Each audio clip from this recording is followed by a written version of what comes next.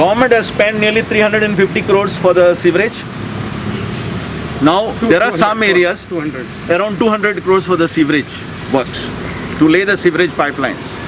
I'm very grateful to him and thankful to him. Housing board, we have more or less covered all the sewerage connections. Here I have seen a lot of people are saying we don't have money to pay 5,000. For every connection they spend around 1 lakh. Government is only charging 5%, 95% is borne by the government.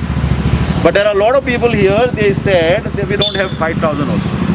So my request to you, you put up a case to the government. When government is spending 200 crores to lay the pipelines and you have released only 8 connections here.